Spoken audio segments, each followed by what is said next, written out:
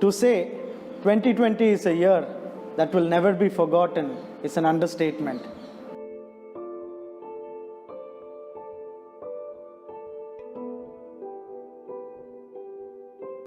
No one expected the whole world to be fighting a virus, go into lockdown, and completely change our lives. Every person has been affected in one way or the other. Some have lost their jobs, some have lost businesses, and all our plans for this year are a big mess. Before the month of March 2020, we would have never thought that the entire world is going to be virtual. The current situation that we are facing is very unique. It has been brought on us by a pandemic. We did not expect it, and we never thought there would be a situation in which schools and children will be actually separated from each other. The new word COVID-19 has posed serious threats and challenges to all humankind. The worst affected is not only health, but a whole lot of other domains. The very important domain is education. So when we look at the ground level situation, it should not alarm us. But in a sense, I think we need to get upset. But look at this mainly as an opportunity. See, this is a great opportunity for the future to move up our skill sets, to move up our infrastructure in the cause of education. And maybe India will benefit a lot by this situation. So I would like to first of all look at this as an opportunity. Google Meet, Google Class, Zoom, Cisco WebEx, Team, Microsoft Team. So these are all the buzzwords.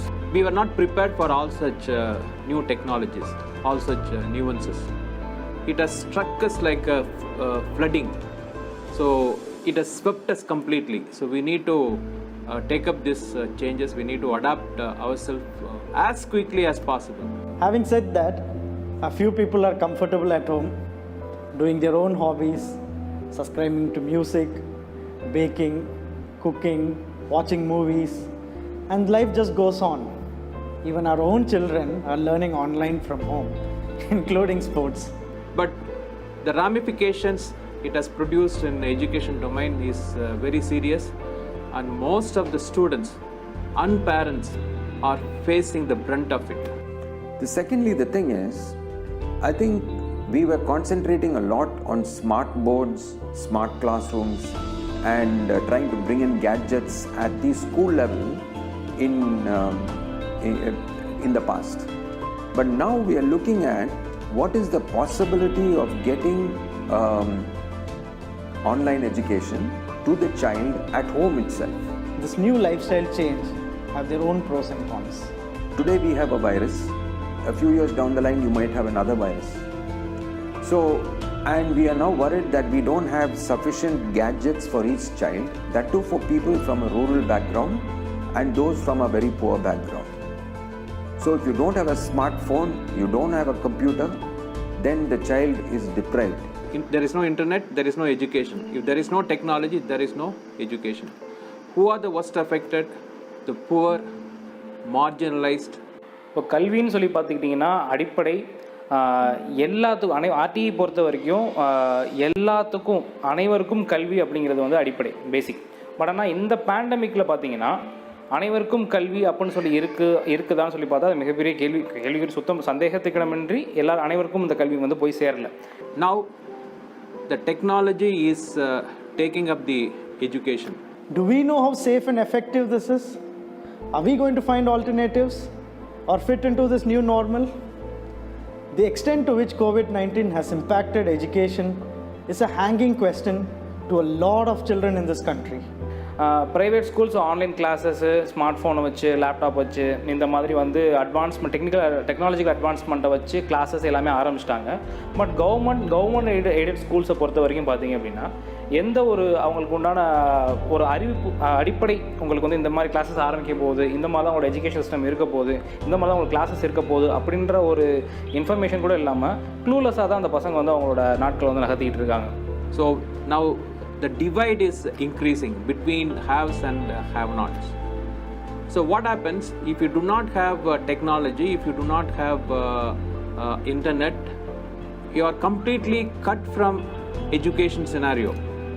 So it is producing a new generation of illiterates.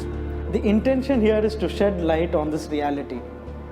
While many children are homeless and live in extreme poverty, they had access to education only through government schools. With this lockdown, they are losing hope. இதில் வந்து அனைவருக்கும் கல்வின்னு எதுக்காக கொண்டு வரப்பட்டுச்சு, எந்த ஜாதியாக இருந்தாலும் எந்த மதமாக இருந்தாலும் பொருளாதாரத்தில் எப்படி இருந்தாலும் இந்த படிப்பு இந்த வயசில் வந்து படிப்பு வேணும் அப்படிங்கக்கூடிய பசங்க எல்லாத்துக்கும் அடிப்படையாக கல்வி போய் சேரணும் அப்படின்றதுக்காக கொண்டு வரப்படப்பட்டது.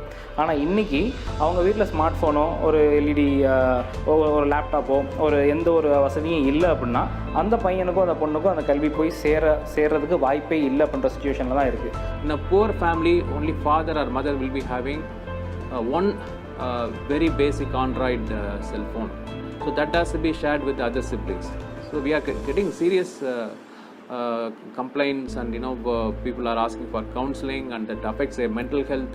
நாங்கள் வந்து ரெடில்ஸில் ஒரு ஆர்ஃபனேஜ் ரன் பண்ணுறோம். எங்ககிட்ட ஒரு கம்ப்யூட்டர் தான் இருக்குது. எல்லாம் வந்து ஒவ்வொரு கிளாஸ் படிக்கிறாங்க. ஒவ்வொருத்தரும் 9th 10th 11th அந்த மாதிரி டிஃப்ரெண்ட் கிளாஸஸ் படிக்கிறாங்க. ஒரு கம்ப்யூட்டரை வச்சு எல்லாருமே அட் அ டைமில் எல்லாருமே படிக்க முடியாது. ஆனால் மொபைல் கொடுக்குற அளவு எங்ககிட்ட வசதி இல்லை. 10 பசங்க இருக்காங்க. 10 பசங்களுக்கும் ஆன்லைன் கிளாஸ் ஸ்டார்ட் பண்ணிட்டாங்கன்னா அதை வந்து அத்தனை பேருக்கும் ஆன்லைன் கிளாஸ் அட் அ டைமில் பார்க்குற அளவு எங்ககிட்ட கெப்பாசிட்டி இல்லை. Only 8% of Indian households with young people have computer with internet access. Only 38% of children across India have access to the internet. Apart from this, there are many other issues such as child-friendly internet, local language content, poor network, technical issues, power fluctuations, and many more. So அனைவருக்கும் கல்வி அப்படின்றது இன்றைக்கி பொருளாதாரத்தில் பின்தங்கிய மாணவர்களுக்கு கண்டிப்பாக போய் சேரலை. நான் இப்போது +1 முடிச்சுட்டு +2 போகிறேன். இப்போ வந்து ஸ்கூலில் வந்து ஆன்லைன் கிளாஸ் சொல்லியிருக்காங்க. எங்ககிட்ட வந்து செல்ஃபோனு இன்டர்நெட் எதுவுமே இல்லை. நாங்கள் ஹாஸ்டலில் வந்து ஒரு 12 பேர் இருக்கோம். எங்களால் எப்படி படிக்க முடியும்? செல் எதுவுமே இல்லை. When we talk about these challenges, we need to look at it through the lens of child rights. We all know that every child has the right to education. But do these rights extend to online education? So கல்வி திட்டத்தை பொறுத்த வரைக்கும் ஆர்டிஇயை பொறுத்த வரைக்கும் எல்லா right to education எல்லாத்துக்கும் கல்வி போய் சேரணும் அப்படின்னு சொல்லி இருந்தது. இப்போது இந்த பேண்டமிக்கில் ஏற்கனவே சொன்ன மாதிரி சட்டத்திட்டங்கள் இந்த சிச்சுவேஷனுக்கு ஏற்புடைய மாதிரி வந்து ஒன்றும் enact பண்ணப்படலை. Today, there are several online platforms for children to learn. While children have opportunities to learn on these online platforms, we fail to understand there are many children who do not have this privilege. However, the debate on equity rages on. What about the 62% who do not have access to the internet? A majority of them lives in the rural areas. Over a period of time, the past 50 years, in our country, we were able to bridge the gap of illiteracy. But what's happening? It's going backwards.